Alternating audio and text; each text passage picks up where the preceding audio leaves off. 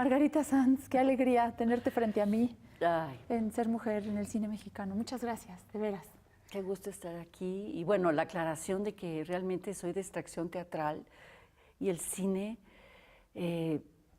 pues ha sido en mi vida un asunto muy sorpresivo y muy distinto a mis actividades teatrales y a cómo fui educada como actriz de teatro. Y no he hecho todo el cine que yo quiero hacer. Hay actrices, creo yo, que tienen mucha más experiencia dentro de este ambiente. Entonces, cuando me invitaste, un poco me sentí inhibida porque... ¿Como pez fuera del agua? Sí, no he estado tanto en el cine, pero bueno, aquí estoy. Has estado lo suficiente para mí y además eres una actriz indispensable para narrar la ficción en este país, entonces... Gracias, gracias. Ese pretexto era suficiente para mí. Cuéntanos primero cómo te volviste actriz y qué llegó primero para ti, el arte dramático o la música. La música. Ajá. La música llegó primero. Es más, tendría que confesar que esa es mi verdadera pasión.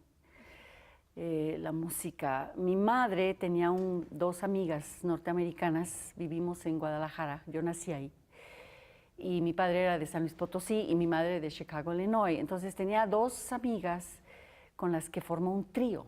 El tapatrío se llama. ¡Qué bonito! Y cantaban en diferentes lugares, en convenciones industriales, ya que el esposo de una... El tapatrío. Ya que el esposo de una de ellas pues era industrial, mi padre era pediatra, entonces había convenciones médicas donde también cantaban ellas. Y se les ocurrió formar un coro de niños con los hijos de la comunidad norteamericana de Guadalajara y enseñarnos música, enseñarnos a cantar en coro. Entonces, desde muy chica entendí lo que es trabajar en conjunto, que tu voz no es la que importa, sino importa cuando la unes con la otra voz. Que es diferente. Es que es totalmente distinta, es la armonía, la primera, segunda, tercera voz. Entonces, desde los 7, 8 años empecé a cantar en este coro. Y el hecho de querer ser actriz, pues creo que pasó al mismo tiempo o un poco después, que a mí me gustaba mucho Eddie Eddy, tal vez los muchachos no saben ni de qué estoy hablando, ¿verdad? Platícales. Eddie Eddy era una canción que cantaba Angélica María. Eddie Eddy, ta ta ta ta tan taran tan tan. Eddie Eddy era twist. Entonces yo hacía playback con Angélica María y un día mi madre me vio ahí en la sala de la casa en un rinconcito con este twist y con Eddie Eddy y me dijo, oye, tú eres muy chistosa. Eres chistosita, hija, tienes una vis cómica. Graciosa me salió la hija. Y luego sucedió algo extraordinario, que mi mamá y sus amigas del tapatrío y otras personas decidieron que iban a hacer un espectáculo con los niños y aparte con otros adultos que vivían en Guadalajara, que era sorprendente cuánto músico vivía ahí retirado de Estados Unidos. Había 4 señores que hicieron un cuarteto y cantaban hermosísimamente. Entonces, ellas empezaron a organizar un espectáculo entre el coro de los niños. Mi mamá era una mezzosoprano maravillosa y también ella era solista. El tapatrío podía cantar, los niños podían cantar diferentes canciones y empezaron a armar como un espectáculo para un dispensario de niños huérfanos del doctor Banda. Después se les ocurrió a estas mujeres maravillosas y emprendedoras, entre las cuales estaba mi maravillosa madre, crear un grupo que se llamara el Tapateatro. Y en el el Tapateatro lo que iba a hacer era, pues de plano ir a Nueva York y comprar los derechos de las comedias musicales y montarlas. Primero en el teatro, un teatro bellísimo que hay en Guadalajara que se llama el Teatro Experimental, que es chiquito y es hermosísimo. Y ya salirnos de la casa y más bien pasarnos a... Llevarlo a otro nivel. Llevarnos a otro nivel. Mi padre, antes de ser médico, pues quería ser cantante de ópera. Y claro, mi abuelo, su padre, le dijo que de ninguna manera. Y entró a estudiar medicina ya muy tarde. Él se sabía muchas zarzuelas, tenía una voz preciosa de tenor. Y ellos dos, mis padres se conocieron en Chicago y después se fueron a vivir a Guadalajara. Entonces, mi padre también tenía esa vena musical. Además, todos sus hermanos tocaban un instrumento y cantaban, porque era obligación en la casa de él que todo mundo supiera música. Y bueno, las cosas empecé a crecer y a darme cuenta que realmente en mi objetivo, pues realmente era el teatro. ¿Cómo? ¿Cómo llegaste ahí? Cuando yo era más chica, mi mamá tenía un pianista que se llamaba Toribio. Okay. Y Toribio llegaba a la casa todos los miércoles y jueves o algo así, a acompañar a mi mamá para que ella pudiera ejercitar su voz y cantar. Y a mí me encantaba meterme abajo del piano a ver los grandes pies de Toribio. Usaba unos bostonianos, ¿no? Unos zapatotes, y cómo manejaba los pedales del piano, y además la caja sonora de ahí del piano pues me daba en los oídos, y luego me asomaba a ver a mi mamá que estaba cantando. Entonces, eso era mi mundo, ¿sabes? Pero cuando te volviste actriz de teatro, había una disciplina obligada para ti. ¿Cómo hiciste, siendo esta persona, esta free-spirited que eres, cómo hiciste para poder insertarte en este universo de la disciplina teatral? Me fui a Guadalajara, hice mis maletas y me vine para acá y empecé a entender el teatro pues de otra manera. Empecé a entender la disciplina, el rigor, que el teatro no es nada más quererlo mucho. El teatro te exige y te pide ciertas cosas. Empecé a entender años después que el teatro pues no es nada más un recinto con butacas y escenarios, sino que puedes hacer teatro pues en tu sala, en la azotea de la casa, en la calle. El teatro es una dimensión energética, creadora, que nos muestra la naturaleza humana en diferentes facetas, diferentes situaciones, ¿no? Empecé a entender lo que era mi mundo interior. Empecé a entender que mi mundo interior era mi actriz. Un actor que no enriquece su mundo interior, pues ¿qué tiene? Nada. La vida misma es la escuela de un actor. El entender lo que le sucede en la vida, el pasar por experiencias a veces terribles, a veces diferentes, pero el tener una opinión de lo que uno está viviendo, a lo mejor no en ese momento, pero tal vez después, ¿sabes? Y eso lo aprendí con Soledad Ruiz, que fue mi maestra, mi primera maestra de actuación. Yo no sabía que se podía enseñar la actuación. ¿A Soledad la consideras, digamos, tu más importante maestra? Es una maestra fundamental porque me enseñó que mi mundo interior existe y que mi mundo interior es mi ser actriz y que de ahí me voy a nutrir para el resto de mi vida.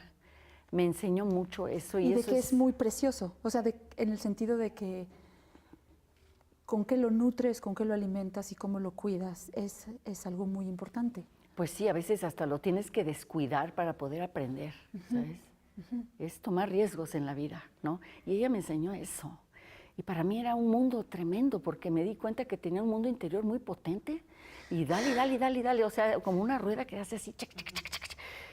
Entonces yo estaba fascinada con eso. Dije, qué bien que yo pueda inventar mis situaciones dramáticas, que yo pueda decidir qué voy a decir, que yo pueda decidir a dónde voy a moverme, que yo pueda ver a qué horas voy a llegar a mi objetivo que me dijo ella que tengo que llegar, que yo tomaba las decisiones sobre una creación y que era mía. Eso me fascinó a mí, me gustó mucho eso.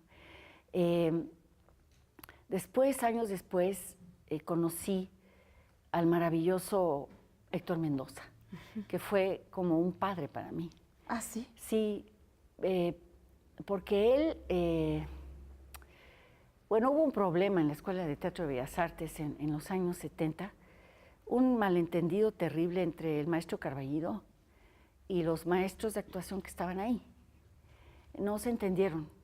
El maestro Carballido entró para ser director de la escuela y él entró con una tira de materias y una disposición con un plan de estudio, con digamos. Un plan de estudio. Y creo que el problema fue que no habló con los maestros, no se sentaron a hablar bien. Y los maestros se sintieron, pues, ofendidos, ignorados, y entonces hubo ahí un asunto muy feo porque también entre los alumnos de los diferentes años, pues había Como conflictos. motín, ¿no? Sí, Acabó por... y para mí fue muy doloroso porque yo recuerdo, siempre que entro a la sala Villarrutia, me resuenan en los oídos las dos juntas que tuvimos ahí, que fueron de gritos estaban ahí los maestros que iban a renunciar, y eran todos los maestros. Mi maestra Soledad ahí, y yo, ¿por qué? Y el maestro Carballido no estaba ahí presente. Y fue muy dura la crítica que le hicieron. Yo años después, conocí al maestro Carballido, y bueno, es un ícono de nuestra dramaturgia nacional, es un gran escritor. Y ahí sufrí mucho, porque dije, ¿y ahora qué voy a hacer? ¿Finalmente se fueron los maestros? Sí, renunciaron. Y yo había pasado a segundo año de actuación. Y habíamos decidido que íbamos a cambiarnos todos al Centro Universitario de Teatro. Vaya, creo que Bellas Artes se quedó sin segundo año de actuación. Creo que nos fuimos todos, sí. Fue así vámonos. Fue así muy abrupto todo, ¿sabes? Y yo ni sabía quién era Héctor Mendoza, porque cuando entró el maestro Carballido, pues el maestro Mendoza renunció, se fue. Él no, se quedó a los pleitos, se fue. Y entonces me dijeron, no, es un gran maestro, es muy riguroso, vas a ver, que no sé qué. Entonces yo les avisé a mis padres, pues me voy a cambiar de escuela. ¿Cómo que te vas a cambiar de escuela? ¿A dónde? Tenías que acabar tu carrera ahí, vas en segundo año, ¿cómo que te vas a ir? Yo, me voy a ir porque sucedió un problema en la escuela. Problemita. Y me voy a cambiar a la Universidad Autónoma Nacional de México. Y entonces, pues yo reinicié con el maestro Mendoza y él nos dijo, miren, quiero que olviden todo lo que aprendieron, porque yo quiero tomarlos desde el primer año y quiero orientarlos. Entonces traten de un poco limpiar su mente, porque vamos a empezar todos juntos desde cero. Uy, qué difícil. Ajá. Sí. Y me entrevisté con él, también el famoso examen era una entrevista con él, directamente con el maestro. Y le dije pues lo que había hecho, ¿no? Y yo ni sabía con quién estaba yo hablando, ¿no? Y le dije, me voy a quedar, después de que me estuvo haciendo preguntas y preguntas, sí quiero saber si me voy a quedar para decirles a mis papás que me aceptaron, porque están muy nerviosos. Y entonces me dijo, sí, hija, nos decía hijos a todos, sí, hija, sí, ya puedes salirte. Entonces, salir del espacio donde nos estaba entrevistando. Sí. Y realmente había 6 meses de prueba. Esa conversación no era un examen de audición. El examen realmente era durante todo lo que ocurrió después. Hubo un gran investigador teatral fascinante, Jerzy Grotowski, en pro del teatro pobre. ¿Te suena? En pro del teatro pobre, y en donde nada más tiene que existir aquí en el escenario el actor, su alma, su mente y su inconsciente, y se acabó lo demás. Qué luz ni qué nada, qué vestuario ni qué nada. Entonces, el maestro tomó algunas experimentaciones que él estaba haciendo para hacerlo con nosotros, hacer un taller de experimentación emocional en base a estas experimentaciones. Y era un poco liberar las emociones de una forma total y absolutamente salvaje. Eres tú, tus células. La energía todas tus células. Es envidia. Ajá. Y tu cuerpo es tu instrumento, no es limitante, y tu voz tampoco. Entonces, eres la envidia. Entonces, eran en ejercicios energéticos muy fuertes, porque siempre se llegaba a un clímax y después venía una relajación. Eso ayudó en muchos sentidos. Primero, aumentó el nivel de la imaginación del actor, porque tenían que entrar imágenes ahí, una tras otra, y se traducían a tu cuerpo. No había limitantes de cómo podrías usar tu cuerpo ni tu voz. Y en el fin no era estético. Ajá. ¿Verdad? No era de que hay puro grito y puro revolcón ahí. No importa. Es que se trata de otra cosa. Sí. No es una cosa estética esto, se trata de una liberación interna una exploración. Exploración muy y honda. liberación muy honda. De ahí pasamos abruptamente al realismo norteamericano. Te estoy hablando de Claro. Tennessee Williams. Ese era el caminito que hacían entonces, es cierto. Era un bombazo, se me desinhiben y por favor la mente libre y bien abiertos y bien flojos. El primer recuerdo que tengo en teatro de ti es con la señora Klein.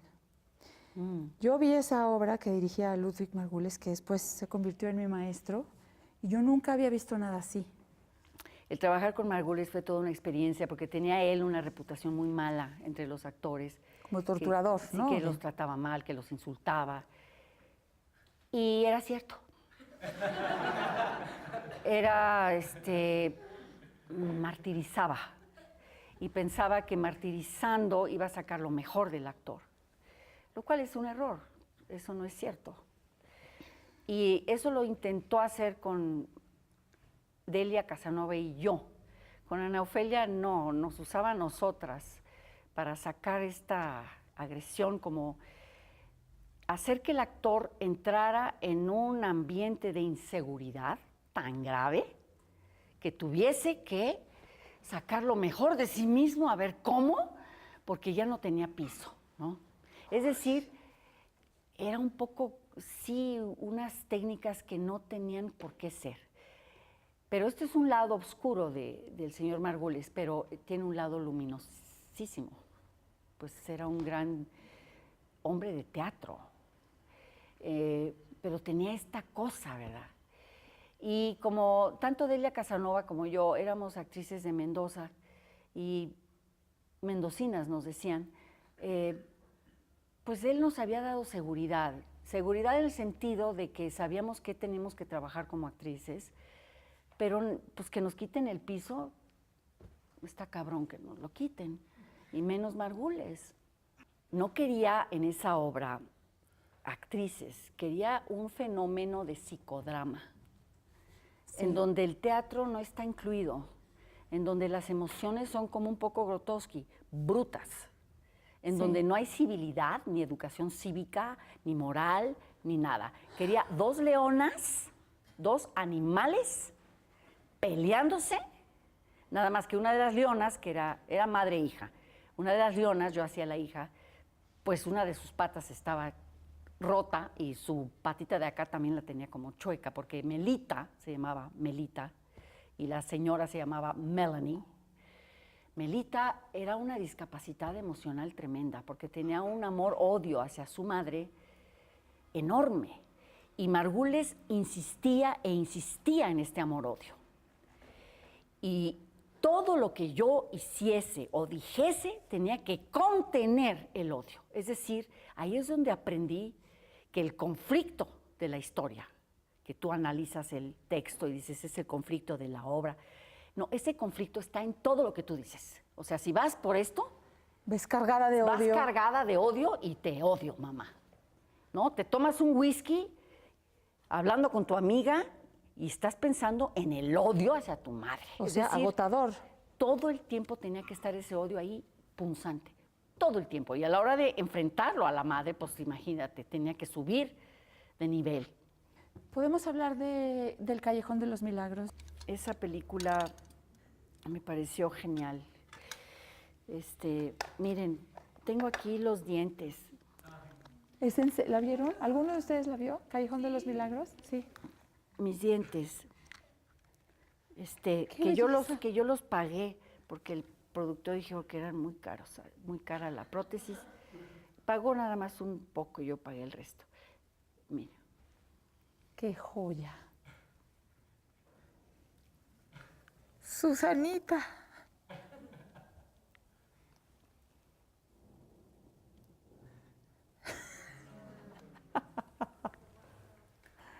Y cuando se casa, porque Susanita se casó y se mandó a hacer otros dientes, Porque el marido le sugiere, ¿no?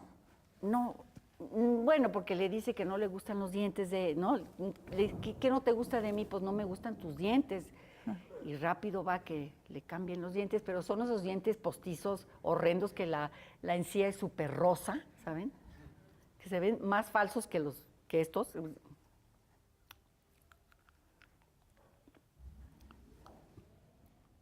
Ay, qué linda. Ese es cuando se casa, ¿no? Estos hacían magia en mi corazón. Cuando me los ponía, salía yo a la calle a ver si me creía la gente que estaban realmente mis dientes chuecos porque esto te afecta psicológicamente también. Bueno, el caso es que es difícil. ¿Cómo llegó a ti esa película? Me invitó Jorge Fons a participar y yo me sentí privilegiada que un hombre tan talentoso me invitara. Yo no había hecho tanto cine. Lo último que había hecho, y lástima que no tenemos tiempo de hablar de Frida, Naturaleza Viva, con Ofelia Medina. Yo hice una amante de ella. Y esa escena, cómo se hizo esa escena que hicimos en la película tiene toda una historia atrás, pero bueno, ya no se puede decir tal vez.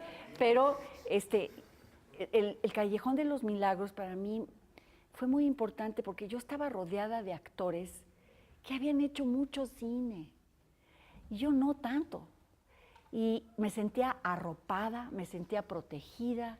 Bueno, estaba Claudio Obregón, María Rojo, Ernesto Gómez Cruz, Delia Casanova, Oscar Yoldi, Abel Woolrich, gente que hizo cine y cine y cine. Entonces yo con ellos aprendí, les preguntaba, oye, ¿qué significa el lente no sé qué que me van a poner?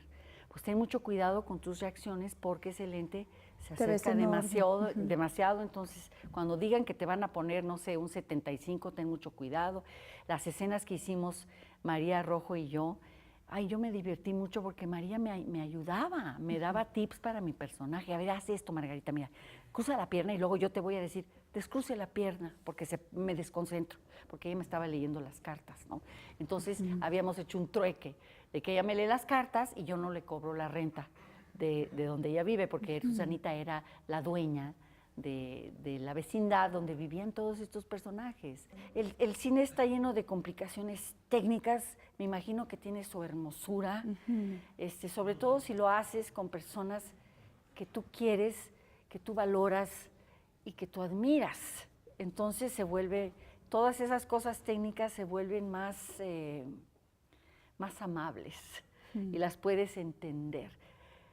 Pero de verdad, luz roja para aquel actor de teatro que piensa que va a encontrar es otro lenguaje. Es otro lenguaje camino, y no esperen encontrarlo. Más bien vayan dispuestos a encontrar una cosa totalmente opuesta y estar dispuestos a salir adelante de eso. Porque ese obstáculo, en lugar de entorpecer su trabajo de crecimiento, va a darles seguridad y va a darles recursos para poder salir adelante en un mundo que es bastante agresivo con la inteligencia creadora en el momento en que se está grabando, ¿no? En el momento en que se está filmando. Margarita, tenemos que irnos, se nos vino el tiempo encima.